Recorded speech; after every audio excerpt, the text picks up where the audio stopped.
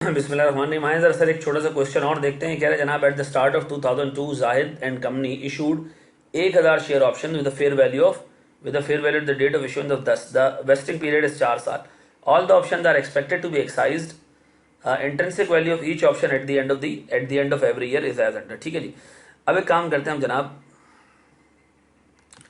मैं आता हूँ सर इसके ऊपर ईयर 1 2 3 4। ठीक है जी। इंस्ट्रूमेंट है हमारे पास सर 1000। ठीक है। फेयर वैल्यू उसने ग्रांट डेट की आपको दे दी, वो लॉक्ड है। वो कितनी है सर? वो आ रही है सर मेरे पास 10 रुपए। ठीक है जी।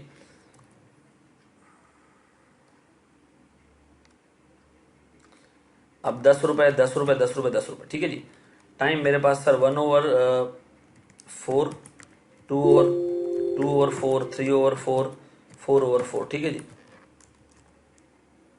ये मेरे पास आ रहा है इस तरह।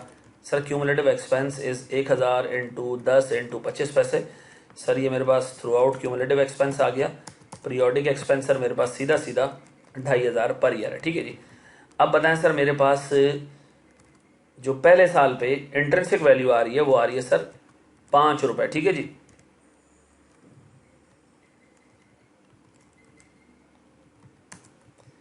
अब बताएं सर, अगर मैं आपसे पूछूं कि मेरे पास डेफर टैक्स एक्सपेंस इसके हिसाब से बनना 750 अकाउंटिंग के हिसाब से, और एक्सपेक्टेड एक्सपेंस के हिसाब से बनना 375, तो बताएं एक्विटी इन्वॉल्व होगी? नहीं सर, एक्विटी जब इन्वॉल्व होगी जब ये वाला डेफर टैक्स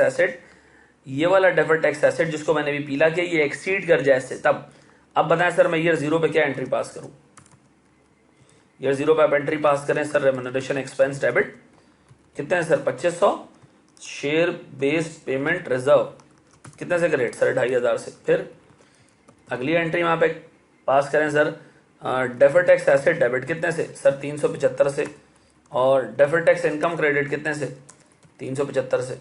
डन हो गया सर। मैं जब ईयर 1 पे आऊंगा क्या एंट्री पास करूंगा सर? रेम्यूनरेशन एक्सपेंस डेबिट कितने से? 2500 से। अब बताएं सर, सेकंड ईयर पे मेरे पास फेयर वैल्यू क्या आ रही है सर? 10 रुपए। अब इसका मतलब है मामलात बिल्कुल सीधे हो गए सर। यहां 1500 आ रहा है, इधर भी 1500 आ रहा है, तो सर एक्विटी इन्वॉल्व नहीं होगी। ठीक है जी।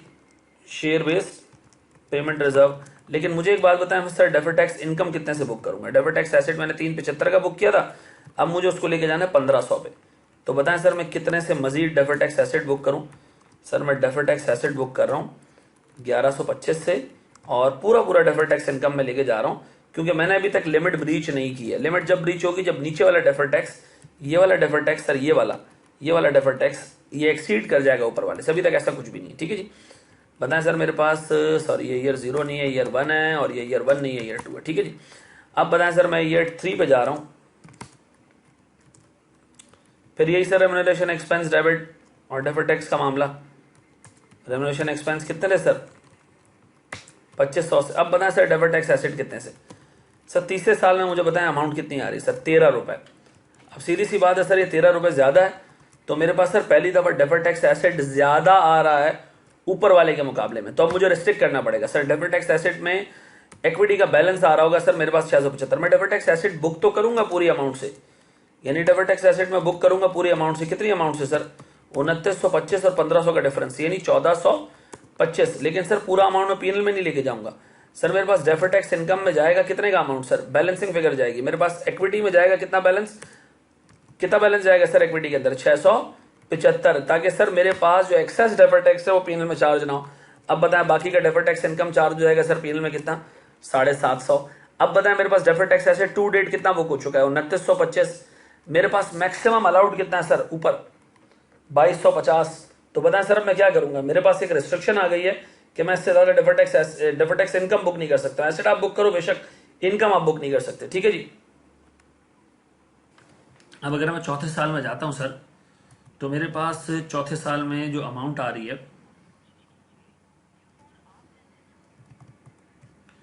वो आ रही है सर 11 रुपए की। अब इसका मतलब ये कि सर मेरे पास जो टोटल डेफर टैक्स का अमाउंट बनेगा 3300। ऊपर कितना आ रहा है सर मेरे पास? 3000। इसका मतलब ये कि सर मेरे पास मैक्सिमम जो इक्विटी के अंदर बैलेंस आ सकता है ना, वो 300 का आ सकता है। इसका मतलब है सर, अगर मेरे पास 675 की इक्विटी पड़ी हुई है तो मुझे उसको रिवर्स करना पड़ेगा 375 से। अब बताएं सर मैं डेफर्ड टैक्स एसेट कितने से बुक करूं, दोनों के डिफरेंस है। तो मैं डेफर्ड टैक्स एसेट बुक करूंगा सर, याद रखना deferred tax asset expected expense पे बुक होगा, ठीक है। इनकम की बात अलग है सर, मैंने डेफर्ड टैक्स एसेट में 375 रुपए से डेबिट किया, ठीक है ना। फिर मैंने सर इक्विटी रिवर्स की क्योंकि एक्सेस बुक हो गई थी इक्विटी। कितने से सर इक्विटी रिवर्स करूं सर, 375 से। और सर मैं बैलेंसिंग फिगर हमेशा डेफर्ड टैक्स इनकम की चार्ज करूंगा, ठीक है जी। अब मुझे एक बात बताएं सर, मेरे पास तीसरे साल के एंड पे मैं अज्यूम कर रहा हूँ करंट टैक्स भी मिल जाएगा मुझे, करंट टैक्स एसेट मिल जाएगा कितने का, 300 का। लेकिन सर मैं करंट टैक्स इनकम जो पीएनएल में लेके जा सकता हूं वो मैक्सिमम कितने का सर, वो मैक्सिमम है सर 3000 का। तो बाकी सर मेरे पास इक्विटी में पार्क कर दें कितने सर, 300 रुपए। आज तक आपने जितना डेफर्ड टैक्स एसेट और इनकम बुक किया सब रिवर्स कर दें सर। डेफर्ड टैक्स एक्सपेंस में डेबिट करूं, मैंने आज तक sir deferred tax expense book किया है। मैंने सर ईयर 1 में डेफर्ड टैक्स इनकम बुक की, ईयर 2 में डेफर्ड टैक्स इनकम बुक की सर, मैंने ईयर 3 में डेफर्ड टैक्स इनकम बुक की, ये सारा मैंने, और ईयर 4 में मैंने डेफर्ड टैक्स इनकम बुक की है 750, ये मैंने सारा रिवर्स कर दिया। फिर सर मैंने डेफर्ड टैक्स एसेट कम कर दिया, उड़ा दिया पूरा, 375, 1425, ये 3300 आएगा। आप यहां से भी उठा सकते थे, जो पीला रंग का हुआ है आप यहां से भी उठा सकते थे, ठीक है जी। और बताएं सर फिर मेरे पास इक्विटी भी डेबिट जो मैंने आज तक जमा की है सर, जो इक्विटी का बैलेंस आ रहा है मेरे पास 375 और सॉरी 675 माइनस 375, ठीक है जी। तो याद रखिएगा सर इक्विटी जब इन्वॉल्व होगी, इक्विटी का बैलेंस आपने साथ साथ चलाना है जब आपके पास नीचे वाला डेफर्ड टैक्स ऊपर वाले से ऊपर निकल जाए, आगे निकल जाए, ठीक है जी।